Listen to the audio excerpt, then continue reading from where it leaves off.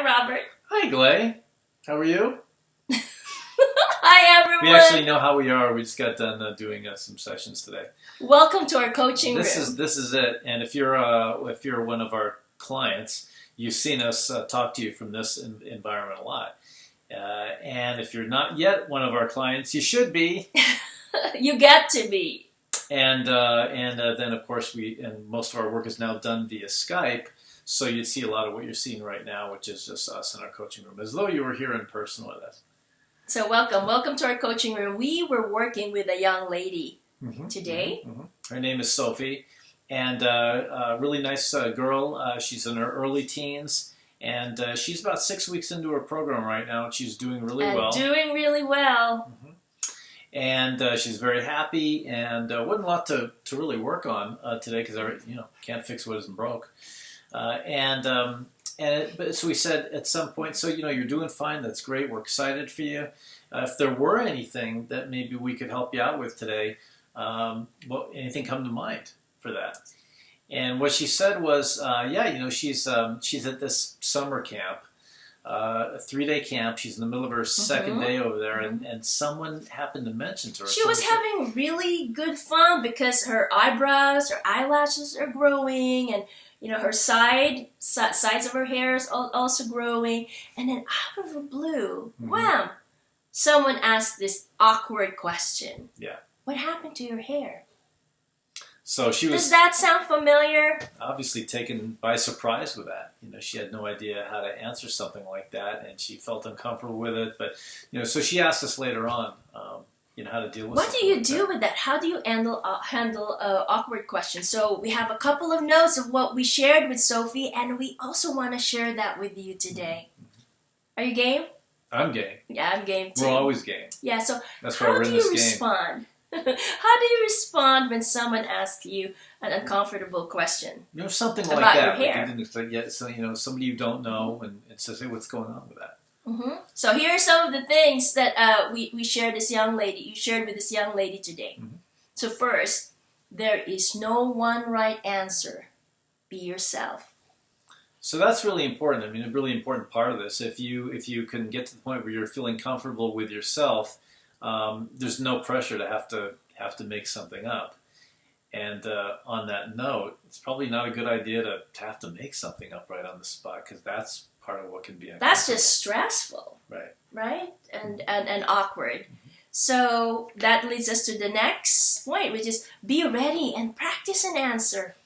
So realizing that these kind of questions can come up, especially if you think the damage is visible, plan something out. And there's a couple of ways to do that. I don't think you necessarily have to have a canned answer for what happened. In fact, I don't even think, I'm sure you'll agree, I don't even think it's necessary to have to answer the question directly if you're not comfortable with a question, or if you're not necessarily comfortable with a person, because there could be a lot of reasons why a person asks that kind of question. Okay? But if you are prepared, you have a strategy. The next time somebody asks you a question, and when you are prepared, you are more calm and you're more poised. And if you don't feel obligated to give an answer, you're not defending yourself. You don't need to be defensive. So you have to be flexible. So you don't know what kind of energy is coming out of this person, but chances are you'll be able to read it. This may be somebody that you're coming up to and you've never spoken with before. In a situation like that, pay as much attention as you can to how they're asking it. Not just what they're asking, but how they're asking it, because that's going to reveal to you something about what this person's agenda may be. Now, when you're talking about young teens, there could be a lot of reasons why you could get that kind of question. Maybe somebody who genuinely is interested for one reason or another as far as what's going on for you, or to learn more about you. Or sometimes people will ask because it's a put down. I mean, we still have to be ready. We're dealing with young teens. With those questions too. Yeah, we're dealing with young teens here. So, one of the first things I think that we would suggest is that you pay attention to the energy with which this person is asking this question. And here, a couple of things. Number one, again, just going back to this, you don't necessarily have to talk about anything you're not comfortable talking about. This is a very, for a lot of people, it's a very personal private and emotional. So you're under no topic. obligation to have to answer either directly or correctly or specifically or any of that kind of stuff. One of the things that you can do if you think that maybe you'd like to take a little more time to get to know this person a little bit better is to say something like, well, thanks for your curiosity. I appreciate your question. What's your name? And now that the ball's back in their court, where are you from?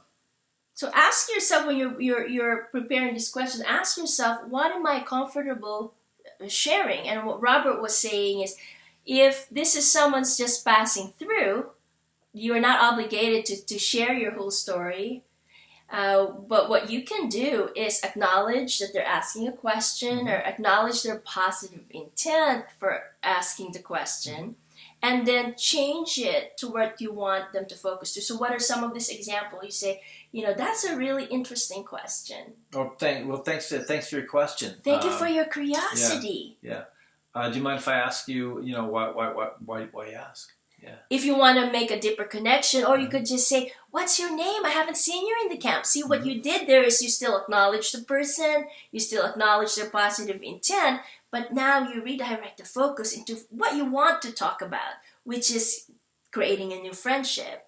Or, do you like my new hair? So now it's about your new hair. So that's really nice. I mean, also that gives you more opportunity to get to know this person, get a feel for them. Get a sense for what their agenda may be, even if there is one. Part of the one of the reasons people can ask that question is not just necessarily to put you down or anything else. I mean, that can happen at that age, but maybe they have a relative, maybe themselves, who pulls, and or somebody they care about, and they want to learn more about your experience with it. Maybe they want to know if you're getting any help for it, or if you've been successful with it, or what you might recommend to help. So there's a lot of reasons why people can ask, and that's why I suggest you take as much time as you can to ask, get to know the person a little bit better. What's your name? Where are you from? Have you done this camp before? Are you having fun here? And just allow an opportunity for a conversation to develop. Once that happens, you'll get a better sense for how you're feeling about this person. What do you want to share with them?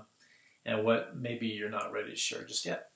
So thanks for watching this video. I hope this information has been helpful and informative for you, and that's really what we like all our videos to be able to do. Yeah. So we're all over. There's our website at www.trick-free.com.